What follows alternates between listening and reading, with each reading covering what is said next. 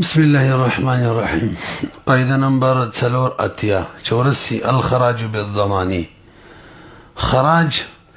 نفع دا به د زمان په بدله کې وي. خراج چاته ویل کېږي چې کېږي خراج خپل معنی دا وتل خارجېدل غلی پیداوار ټیکس ته هم خراج ویل کېږي. هم د سړي د مال نه وځي بلکې هر هغه شی چې د چانه هغه د چانه وځي نو بس هغې ته خراج ویل کېږي. او دغه اصطلاحي مفهوم هم دی. تقریبا شیخ مصطفى الزرقائی تعریف کوي خراج الشيء هو الغلة التي تحصل منه كمنافع الشيء واجرة الدابة. دا ټول خراجونه دي.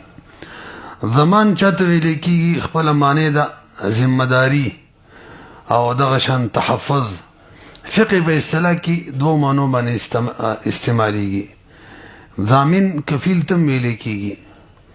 او دغه شان ضمان چې د یو شي تاوان ته ویل کېږي. کفیل خو تېر شوی و که نه. یو سړی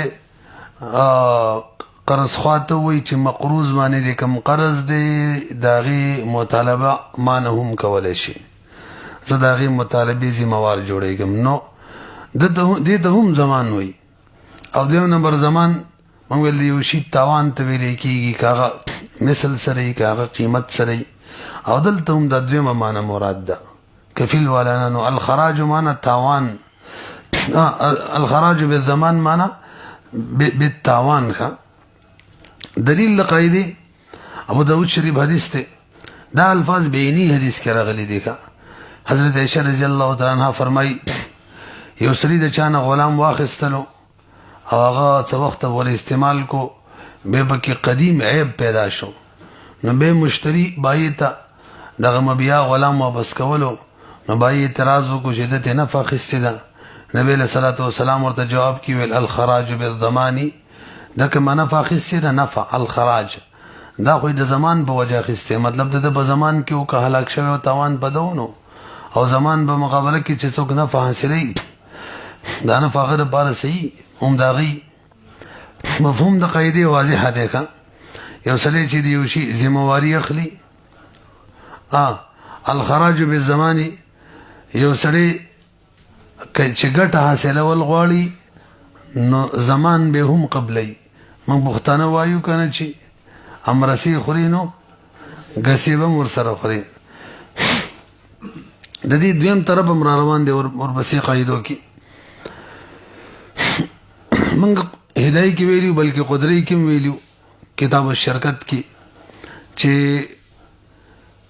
یو سړی چې ګټه حاصلوي ګټه کوي د هغې درې طریقې دي. یو مال دی، یو عمل دی، یو ضمان دی. مال دی لکه مثال په طور باندې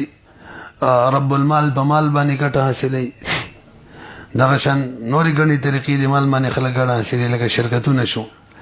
او دویم نمبر عمل دی لکه مزدوري په عمل باندې حاصلوي. دغه شان مضارب په عمل حاصلوي. او دریم نمبر زمان دی. زمان لکه یو استاد دی هغه له خلک کار راوړي او هغې شاګردانو له ورکوي. نو دای اخلي مثلا په 2 درهم او شاګردانو له ورکوي په 1 درهم باندې. نو دته 1 درهم ګټه کېږي. نن سبا دا ټیلران هم داسې کوي که نه. مثلا 100 روپۍ جوړالي نو شاګرد له به 500 ورکوي. نو 500 دته د زمان د وجې نه پاتې کېږي. نو دا جایز ده. تاسو رسئ که نه. اوس خراج اطلاق په ګڼو د یو شي په ګڼو منافعو باندې کېږي. نو دلته به کوم مراد وي؟ موږ ویل چې خراج چې دی هغه مطلق نفع او غلې ته ویلی کېږي. نو مجموعي طور باندې د یو شي نفع او د هغې پیداوار دا 4 قسمه کېدی شي. دا موږ قدرې کې ویلو چې کوم عیب باندې کوم زیادت باندې مبیع هغه عیبجنه ګرځي او مشتري په عیب قدیمه نشي واپس کولی. هغه زیادت حسابېږي. او کوم زیادت داسې دی چې مشتري کولی شي چې سره د دغه زیادته چې په مبیع کې راغلی بیا هم مبیع واپس کولی شي د عیب د وجې نه. دا قصې هملته کړې وي. نو تاسو ته له غوږ کېږئ زیادت چې دی مطلب څه منافع پکې پیدا شي. دا به 2 قسمه. کله به دا متولد هم وي او متصل به هم وي. زیادت به متولدم وي دا سلچینه او ورسره متصل بم وي لکه غوا د اخیستې د پیړه شوله ونې د اخیستې د غټې شوي دي او همدغه شان میوې د اخیستې د غټې شوي متولد هم دي او متصل هم دي دویم نمبر متصل وي البته متولد نه وي ځمکه د اخیستې د آبادي دې پکې جوړه کړې ده ونې دې پکې کرلې دي متصل دي خو د ځمکې نه متولد نه دي تا کرلې تا آبادي جوړه کړې او دریم نمبر اضافه داسې چې هغه متولده وي البته متصل نه وي لکه پی شوده دغه شان د حیواناتو بچي غوا بچی راوړي څه شو درې څلورم نمبر چې دغه زیادت دغه منافع نه متولد وي او نه متصل وي لکه چانه دي گاړې اخیستې دي او هغه دې بیچاله په کرۍ ورکړی او په هغې باندې دي کرۍ منفعت حاصل کړی دی نو دا کرۍ نه گاړې سره متصله ده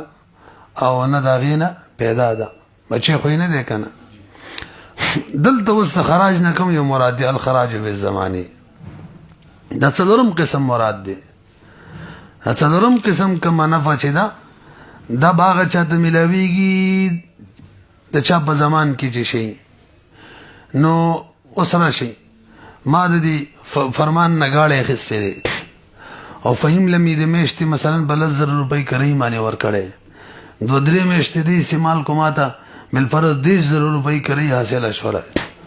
بیا دې گاړې کې عیب قدیمه پیدا شو زه فرمان ته واپس کول غواړم نو دا کومه کرۍ مې چې کټه مې پکړې 10,000 روپۍ دې سره به څه کوو دا به زمایي دا به د مشتري وجه څه ده زمان تر دې وخته پورې د مشتري و که گاړې هلاک شوی وی تاوان په مشتري و که نه نو الخراجو بالضماني تاسو پوه شولې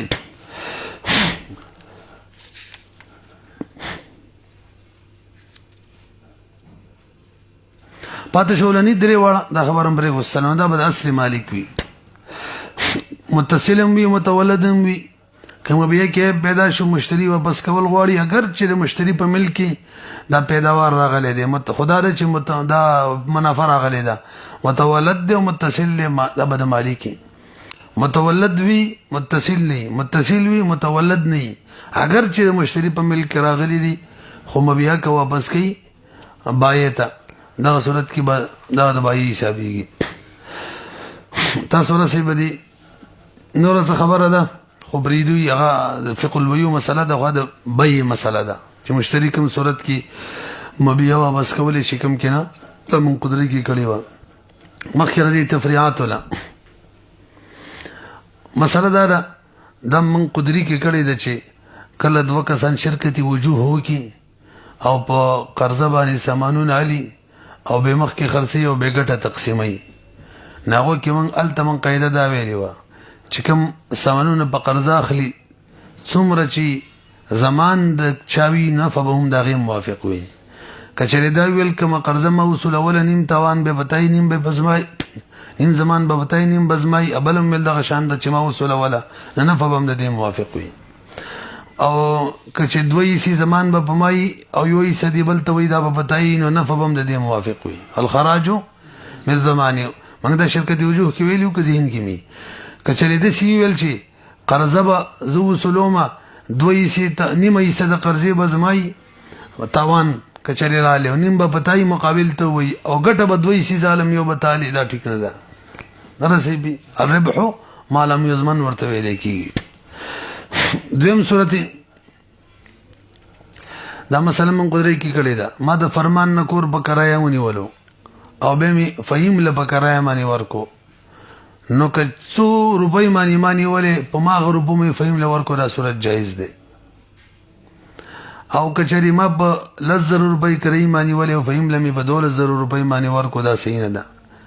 دا 2,000 روپۍ چې ما ته پاتې کېږي دا بلا زمانه پاتې کېږي ربحو ما لم یضمن ده ځکه مستاجر په قبضه کې خو شی مستاجره قبضه یې مضمونه معنی نه نو زمان نشته ګټه څنګه حاصلې نه رسېږي البته دا مو سره ویلي که چېرې مستاجر اول دا پکې څه زیادت وکړي او به بل په زیاته کوي معنی ورکی نو د زیادت سره به موږ د زیاته کوي لګو به وسی او یا جنس ته اجرت بدل کی ما فرمان نه بل 100 روپۍ پاکستانو نیولې دي او زی فهم له افغانو معنی ورکم اگر چې 100 نه زیاته جوړیږي بس صحیح ده ډالر معنی ورکم درهم ریال معنی ورکم دا قسم کړي مخکې راځي قاعده نمبر 85 15 اتیا الاجر والضمان لا يجتمعان اجرت او زمان دواړه نه جمع کیږي یا به اجرت وي او یا به زمان وي بل تعبیر دی ضمان القیمه مع ضمان الثمن لا يجتمعان او بل تعبیر دی البدل والمبدل لا يجتمعان في ملك رجل دواړه نه جمع کیږي وزحد الفاظ الاجر والضمان وليس بدلته دی اجر نه مراد منفعت دی منفعت په بدله کې چې کوم اجرت وي موږ چوته کرایا وایو هغه ته مراد ده او زمان نه مراد دی وشي تاوان دی الاجر شیخ مصطفی الزرقاوي بدل المنفعه عن مده ما اجرت چوته موږ وایو والزمان المقصود ها هنا هو الالتزام بقيمه العين المنتفع بها برحال دلته دا یو اهم نقطه ده الاجر والزمان لا يجتمعان زمان نه مراد زمان بالفعل نه دی چې سره نقصان وکي او زمان پیراشي نه یو شی بدسي حالت معنی کېدل مراد دی کې چری بالفرض هلاک شي تاوان راځي بس دا زمان دی اخبار ډېر عام رضان په پوهه کوي لکه بل از موږ باندې چا سوال مو کو دی پلانکی کاروبار کې هو تاوان نشته د قسطونو کاروبار یادولو چې وسله یو شی بزر روپۍ بل معنی په یونیم زر خرڅي مرابحتن دي کې خود ته نقصان نشته نو او قاعده خدای چې ګټه سړیا لالي چې نقصان زمانم وي نو مثلا دا ده کبي بالفعل نقصان نه دی لازم بلکې زمان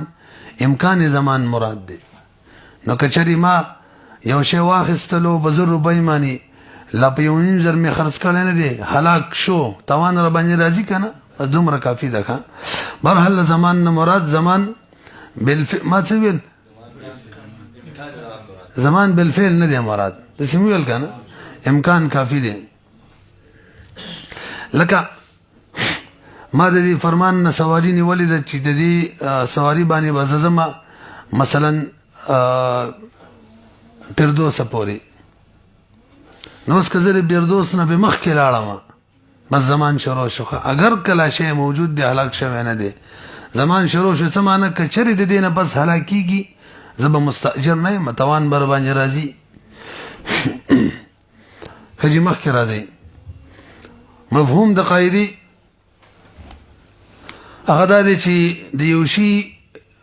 اجرت او داغي تاوان د دواړه نه جمع کیږي یا بدربانی اجرت راځي یا بترنه اجرت لیبل طرف ته واړه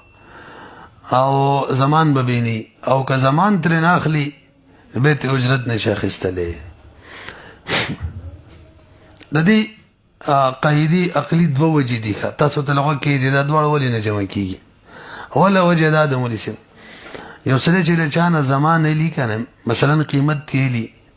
دې مطلب دا لې د کوم شي چې زمان تالی غشه داغه دی ځکه ته تاوان علي نه به داغه نه اجرت د څه خبرې علي اجرت خو دې د باري چا د کوم شي نه فعالي استاد ته داغه نه فی قصه په وجه داغه نه اجرت علي او زمان چې تیلی دی مطلب دا لې چې غشه داغه دی ځکه ته مثل زمان علي نو که زمان تیلی اجرت حق نه جوړيږي کو اجرت تیلی زمان حق نه جوړيږي نه رسېږي دمه عقلی وجه منګه دا خبره کړې ده کله چې وسره یو شی وی سی او باغی کی تعدی وکي نو اصله غاصب جوړ شي دا څه ده کنه او غاصب په باره کې فقها لیکلي دي چې د شی مغصوبه نه کما نه فدا حاصله کی دغه منافع او زمان نه اجرت نه خیرم دې کنه چې کله هغه تعدی وک بدسي وایو سړي یو شی غصب کړلو بس هغه ضامن شو ورسېدي اوس کما نه فاصله دغه ته اجرت لې نشي ورې نشي دغه صورت کې دا غاصب دی او غاصب کم نف غاصب چې کوم نه فاصله دغه زمان نه منغي اجرت نشه غستله اوس ورسېدل کنه دا هم مخکې بار ویلو درې صورتونو کې منافع او زمان وی او مطلقاً د منافع او زمان نه کم درې صورتونو ویلو یو د وقف شی او یو د یتیم مال او بل کوم شی چې اجاره د بره تیار شوی ادم دي حالانکه نفس قاعده دار چې د منافع او زمان نه برحال دا په دې طریقو ځان پوهه کې د غاصب په قبضه کې راشي په زمان کې دی اوس کده د من اجرت له نه د منافع او د دې شي د منافع او زمان له دا نشو البته یو اهم نقطه او شرط دی ولې الاجر والضمان لا يجتمعان نجم کیږي خدا الا چې سبب د دوړو یو وی کا اسباب بدل وی د اجر سبب یو وی اجرت او د زمان بیل وی جمع کېدل شي مثلا ما د فرمان سواری واخصله بردوس پورې بزم او دراته ویلو چې ځان سره په دې سواری باندې شاته څوک نه کینی بس ما بهم کینه ولود د مخالفت مې وکم فردوس پورې لاړم او غینه پس د سواری هلاک شوله موږ ویلو قدرت کی چې کله سواری باندې سره ځان پسې شاته څوک کې نه هلاک شي تاوان پر راځي کنه نو تاوان پر رااله وجداد د مخالفت د موجر کړي دي تعدی کړي به الفاظ دیګر ورسره اجرتم راځي ولغه نفع حاصل کړي کنه بردوس پورې تک نو د نفع حاصل ولو بوجه اجرت نفع حاصل ول بل سبب شو او تعدی کړي دغه پوجه زمان نو د زمان د بار بل سبب شو دغه شان فقهاء لیکلي تفریعات الاجر والزمان لا يجتمعان ما د فرمان نه سواری ونی ولا عرف کې چې دغه سواری باندې کم شینا بار کول پکارو ما دغه نه شی زیات بار کو او هلاک شو نو مزه باغله زمان ور کوم اجرت به ختم شي ما دنه کور پکرینی ولې یو خاص نیټه پوري انټه برش ولا وبم کور کې وسیدلم نه مې ور کول هلاک شو بس تاوان رااله او د غنیټه مزید او اجرت ختم شو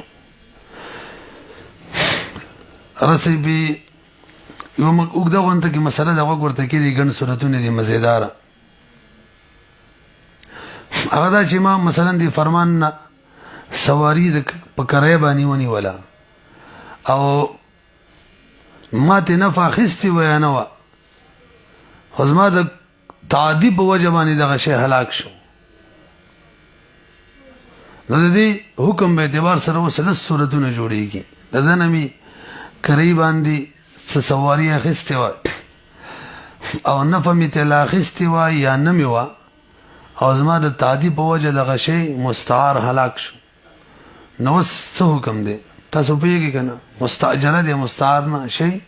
مستاجره اول صورت دا دی چې مکمل نفع می ته اخیستی مثلا ما ویلی پردو صبورې بزم لاړم او به تعدی می وکړه هلاک می کو نفع می حاصل کړه تعدی می وکړه هلاک شو دویم بعضی نفع می ته حاصل کړي به هلاک شي ما ول پردو صبورې زما مثلا نی ملاری پوری تلو مو به ملته تعدی وکړه هلاک می کو دوا دریم لا بیخی می فیدو چې تکړه نه و دلته زه بځه می هلاک کو لا استورشم بنو ما هلاک می کو مجموعی تورڅو صورتونه شو درې به دا دویم او دریم صورت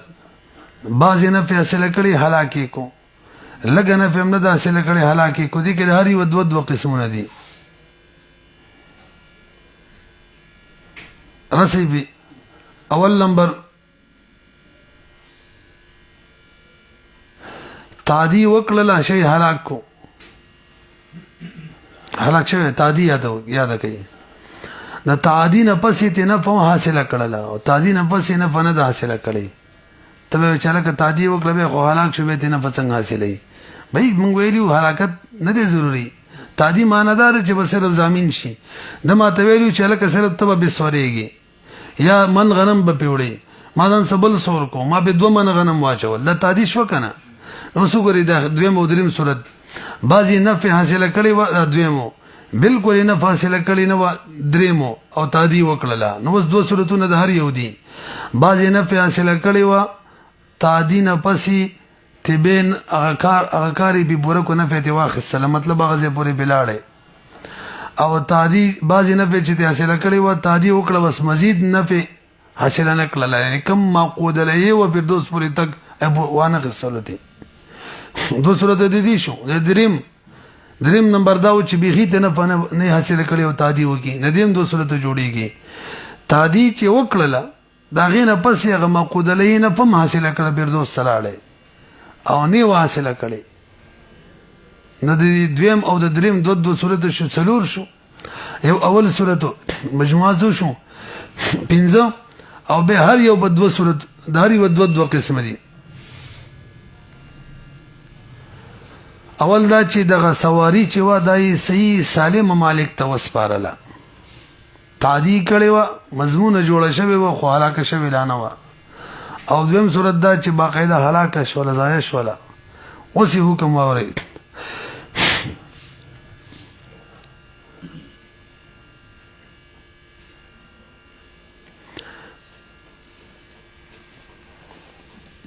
سورتونو احکامو په اعتبار سره ګڼ سورتونه پکې جمع شوي نو ستاسو مجموعي طور باندې دوه حکمونه به دې ټولو لګي هغه دا چې غوږ ورته کېدی اول چې نفع حاصله کړي څه معنی په کوم شي چې عقد شوی فردوس ته وزم هغه کار یې کړی مکمل نفع حاصله کړي یا بعضې نفع حاصله کړي نیمه پورې تللی او به سواری صحیح سالم مالک ته سپارلي نو په دې صورتونو کې به اجرت لازمیږي یو صورت کې به کل اجرت لازم شي کل منفعت چې حاصل کړی فردوس ته تللی یو صورت کې به بعضې اجرت لازم شي نیمه لارې پورې چې تللی او د دې نه علاوه چې څومره صورتونه دي په هغو ټولو کې به صرف زمان دی نو بیا پکې اجرت نشته دی مخکې راځئ قاعده نمبر 86 الغرم بالغنم نقصان چې دی دا به نفع سره وي چې نفع اخلي نو نقصان به در باندې راځي چې نفع نه وي نو نقصان هم پسې نه وي بل تعبیر الغرم مقابل بالغنم بل تعبیر من له الغنم عليه الغرم الغرم دا چاته ویل کیږي غرم معنا د غرامت ما يتحمله الغريم في ماله تعويذا عن ضرر بغير جناية ولا خيانة د دې لاندې تعبیر دا دی یو سړی چې زیته وکي او کوي نه کی خیانت وکي او کوي نه کی او د باندې یو شي تاوان ناراضي بس دا غرامه ده یعنی خپل مال چې د سړی نه هلاک شي سړی تاواني کیږي کنه دغه د غرامت ویل کیږي الغرم ما يتحمله الغريم چې یو ذمہدار شخص برداشت کوي په مال کې تعویذ عن ضرر او دا غرم دا عوض د یو ضرر نه هغه په وجه بده معنی دا غرم راځي بغیر جنایت نه کړي ولا خیانت نه کړي ور خپل مال هلاک شوه کې خو ضروري ده چې د جنایت وکاله بدر ما توان راځي خپل مال کې سړي سره هلاک شي بهر حال راځي په توان الغرم بالغنم نو غنم معنی د فائدہ مالی غنیمت فقهي اصطلاح کې هم دقه معنی ده بس فائدہ مفهوم د قاعده د مخکنی قاعده 84 نمبر قاعده برعکس ته ال تداو چی الخراج بالزمان نفع چې حاصله زمان به قبله او دلته وی چې زمان دی قبول کو بس نفع درته حاصلېږي البته دا خبره به کې نشته چې زمان به د نفي نکمی که زید به نفع به زمان نکمی که زید به نو ورپسې قاعده کې ردیم به بیان راغلی چې څومره زمان درمانی دومره بنفع څومره چې نفع واغمره بدرمانی زمان وی دو کسان شریک دي نیم کې شریک دي نو بس زمان بم نیم وی نیم نفع کې شریک دي او که نیم زمان کې شریک دي نفع بم نیم دلیل لقاعده نبی علیہ الصلوۃ والسلام فرمای لا يغلق الرهن من صاحبه الذي رهنه له غنمه وعليه غرمه رهن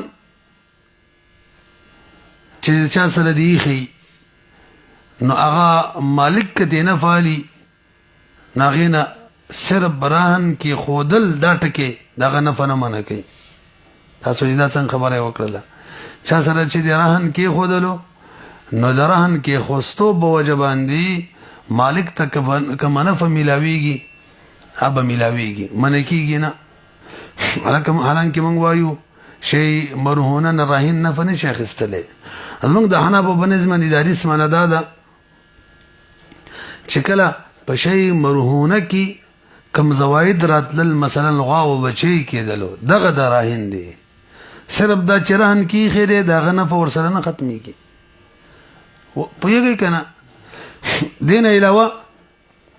کم نقصان کېدلو او مرتهن څونکې ضامن هم دی نفع مرتهن ته ده ځکه د قرض وصولي به کوي بې تاوان هم په مرتهن باندې دی تفریعاتي یو دیوال له شریک مثلا یو قسم به د خپل کمرې هغه بشي خېدي بلم به د خپل کمرې بشي خېدي نو کله دیوال خراب شي نو دواړه بیت سیټ کوي کنیم نیمو نو تاوان دواړو باندې نیم نیم دی تاسو بیګی کنه الغرم بالغنم نه فینی منی مو بس تاوان بم نیم نیمی او کنه د یو دوی سي نه فوا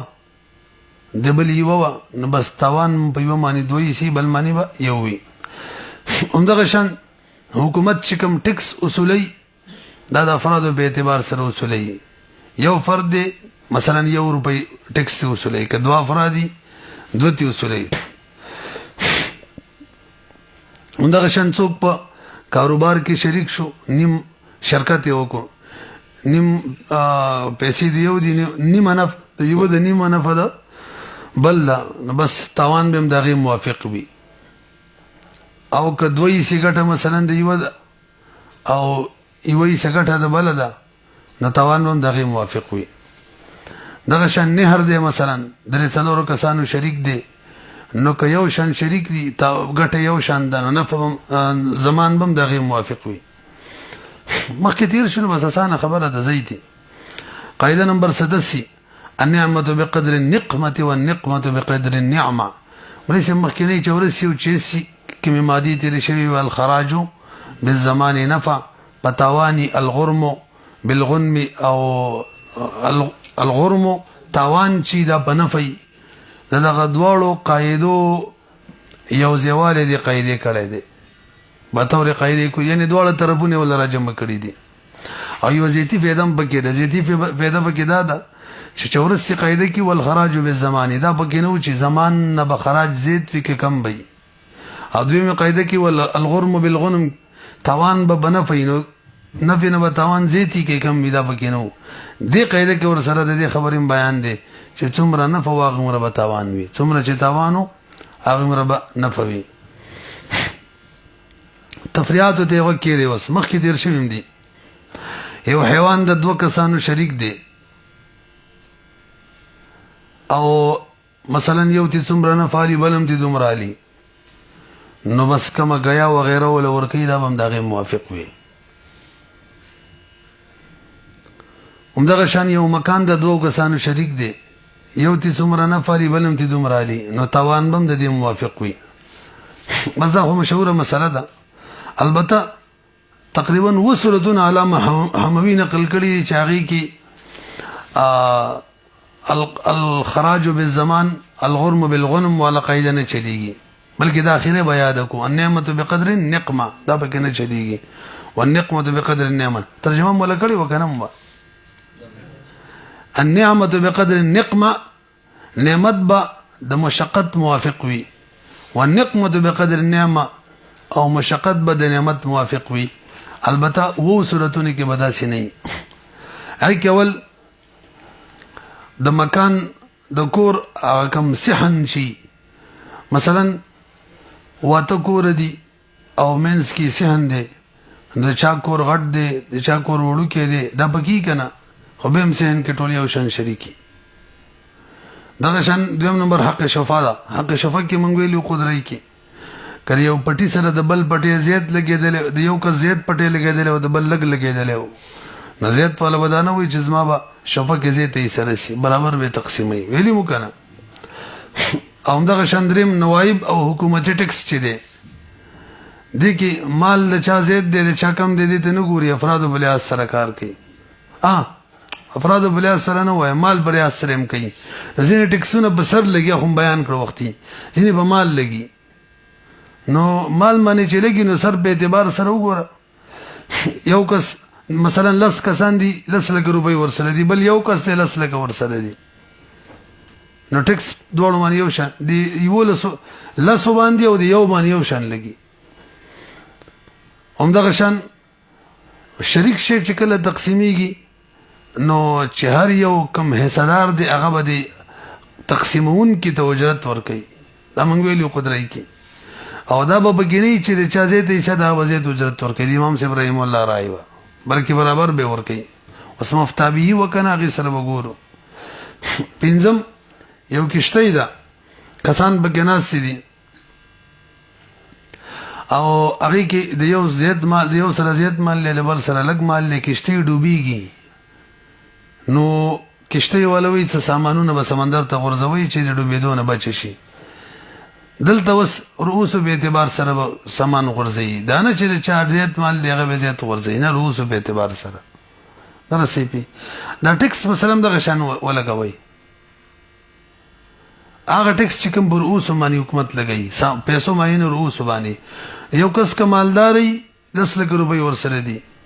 او بل غریب دی 1 لک روپۍ ورسره دي نو ټیکس یو شان دی راس په اعتبار سره لن کې وسره پیسې زیات دي نعمت زیات دي دا راس په اعتبار کوم ټیکس ته غي سره ولګوخه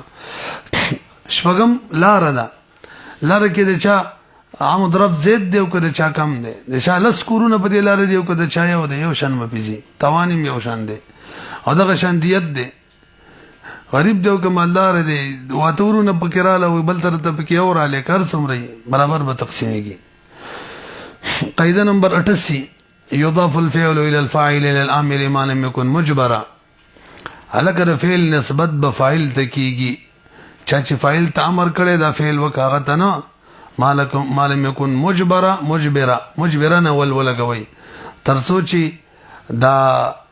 امر مجبر نه کچره امر مجبر او جبر کول به بر فعل نسبت فاعل ته نه امر تکو او ما لم يكن مجبر معنی بدا شي ترڅو چې دا فاعل مجبر نه کی مجبرو به د نسبت نه کیږي ځکه چې مجبر دی هغه ته کیږي بل تعبیر الفاعل اذا كان مكرها بالفعل في الفعل لا يضاف الفعل اليه يضاف الفعل وليس قاعده کې وایي د فعل نسبت بکیږي نو مراد د فعل نه فعل مضارع دی ښه ضروري فعل یادو او بینی د فعل نسبت نه مراد بلکې د فعل اثر نسبت یادو مړه د فعل حکم یادو او مجبر مونږ ول دوړو سی خو سره استعمال سټ کیږي ښه مفهوم د قاعده دا دی یو سری بل ته ویل ما دي فرمان ته ویل د دې عباس سامان هلاک کا نه دي دو صورتونه دي که مجبور مې کړل او هلاک کو اکراهی ملجئه مې په وکړه نه به زمان که عباس ته فرمان نوالی نو فرمان به معنا علی به فعل نسبت ماته کیږي او دا فرمان بتش علی او که مجبور کړی مې نو واسي مو ته ویل چې لکه ځکه نه شمال ولا هلاک او هلاک کو به فرمان نه زمانه لیکه یضاف الفعل الى الفاعل بوي اوس نسبت د فعل فاعل ته ولي کیږي امر ته ولي نه کیږي نه دي عقلی وجداد چې بي کله چې وصله په ملک د غیر قبل ته حکم وکینو دا حکم خو غیر معتبر وي غولي منلو رسو قاعده روانه ده کنه الامر بالتصرف في ملك الغير باطل ده خو باطل نه به منل دویم وجداد چې دو شي نه جمع شو یو مباشر دی دا فاعل او یو دا امر دی دا صرف سبب جوړ شلو دا شی د هلاکت دا باس استعمال د هلاکت ما امرو کو نه سبب جوړ شو ما زید نه زید سبب جوړ شو او دا فرمان د هلاک کو دای مباشر دی او دا قاعده روانه ده چې کله مباشر او متسبب ملګری شي نسبت د فعل بچاته کیږي مباشر ته کیږي البته دی قاعده لپاره یو شرط دی مناسب چې دا فاعل با عاقل بالغ وي کچري فاعل عاقل بالغ نو صحیح ده چې د چا تاوان شوی به تاوان د فاعل نه لې خو به فاعل واپس امر نه لې مثلا چا ماشوم ته ویل د مال لپاره کی هلاک کلی ونی ته ویل هغه هلاک کو د چا چې مال هلاک شو به د ماشوم لیونی نه وصول کی خو د ماشوم لیونی یعنی دغه اولیاء به به دي امیر نه وصولي تاسو پیږئ اوس د دې قاعده تفریعات دي مستثنیات دي نو دغه تفریعات او مستثنیات لپاره تاسو یو قاعده ذهن کې کېنوي به خپل کې قاعده ده كل ما لا يصح فيه الامر فالضمان على المامور الى الامر وكل موضع يصح فيه الامر فيجب الضمان على الامر په شی به کم ځکه چې امر صحیح کیږي نو به زمان په امیر باندې اول جزء داو کم ځکه چې امر نه صحیح کیږي نو تل زمان به په مامور ولی دا کار کو او کم ځکه چې امر صحیح کیږي څه دلیل وي د دې امر نو به تاوان په امیر باندې راځي نو ان الحكام کې وي وفي كل موضع لم يصح الامر لا يضمن الامر د دې برعکس بل په خپل راځي هدا اول تفریق یو سړي بل ته ویل لکه ما فرمان ته ویل لباس مال هلاک کا یا د مال ابجن کا یا د مثلا یا دا قتل کا یا د یو وز وکټ کا او هغه دا کار وکړلو نو کچری ما په الجا کړی و نو په دغه صورت کې وكل موضع يصح فيه الامر ده نو زمان کده فرمان نه واخستلی شوی معنا مخستلی معنا به اخلي او کچری داری کې معنا علم ټیک دغه او کچری جبر مبر مې بنو کړه اکرام نه وکړه او به هم د شکار وکړو نو به دغه اول جز ده كل ما لا يصح فيه الامر فالضمان على المامور ابيبا هم د فرمان نه نقصان پوره شي معنا بنالي ما فرمان ته ویلال شکنه بده غټه لار کې بده سرک کې یو کویاو باسا پس د 20 سال د ځوان بچي خلک راځاو په کې مړ کېګا نو د توان امیر مان علی کړه فرمان فاعل نه بس دغه دو صورتونه دي کچری اکراوا سید به زتا توان به پما یو کنه ونه به پاغه معنی دي خجی مخکي یو سړی زب یو کور کې اوسېدل ما نه تفریحات پوره کوي ما فرمان دی ویل هوز ماره د کور دیوال وګرځوا هغه ول چې خپل دیوال د ربانی ورځي چې ته بنوي جوړي وی غرزولو الان کې زب کې کرایدارو ما توان به مجر زمانه لیکنه د فرمان نه بیلی امیر نه بیلی کنه د فاعل مباشر نه بیلی نه ویږي په دې صورت کې به مولوی صاحب د امیر نه لیکا ولی دلته اگر چې اکراه نشته خودلته امر ټیک دی کنه ځکه فرمان سوچ دا چې کور کې اوسېږي او خپل کور به نو ماته وی چر لورانی که خلک د سکی د لیمار کور رانی ورانی کو نرسې پی همدغه شان بل زما سره مثلا چيلې د ما دي فرمان ته ویل زوی می شوی دا چيلې حلال کا نو څنګه حلال کو هغه د بل عباس وختلو هغه چې تخپل خیرات لره واستو خیرم دې کنه د دې صورت کې بچو کمی نو تاوان به پامیر باندې کا چيلې د بلو او ما ویل را لذبح کا نو هغه غریب خدا سوچ کولو فاعل چې هم د به ذکر ته امر کوي نو كل موضع يصح في الامر کې شودا بل یو ماشوم د بازار ته بوزم خلکو ته بدمانه سامانونه خرڅوي اخلیتی دا زما زوی دی خلکو یې زی بینو بس خلکو سره به شرا شروع کړل او خلکو ته تاوان ورسېدلو اخو ماشوم دی دغه زمان نشي خستلې فاعل نو په دې صورت کې دا امر ټیکو امیر چا چې ولزی مې دغه نه بیلی همدغه شان یو سړی بل ته حکم وکي دا سی وکاو زبا قاعده زمینه مد نقصان دې صورت کې زمان به پامیر باندې راځي فاعل باندې باندې راځي فرمان باندې قرضه د عباس او ز فرمان ته عباس ته هم د قرضې ززي موار رسېبي بلکې د سی وایا فرمان باندې قرضه د او ما ته وای ما باندې کما قرضه د عباس له ور کامر وکړو او ما به عباس لور کړل قرضه ندلته زب توان د امیر نه علم ز فاعل ما پیسې میغه ادا کړل خو ته علم به ځکه د امر ټیکو همدغه شان یو سړی خاص مزدور کم چې د میشته والا مزدور وي اجیر چې وته منغو یا د کال والا ور سره پاغه من یو کار کوي او غشي هلاک شي وته وی دا کار وکاغه وکاو هلاک شي نو تاوان به فاعل مزدور نه د دې موجر تاوان بخپل کیږي. دا امر کړو، امر صحیح ودلته.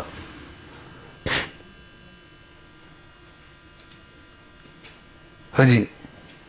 یو سړي بل ته ویل هم زما دا مال له بزان باندې خرچ کا، هغه بس فایل جوړ شو مال خرچ کو، نو غرامه به هم د دې مالک کیږي، امر دی، امر په کې ټیکو نو رسې به دې معنی بس به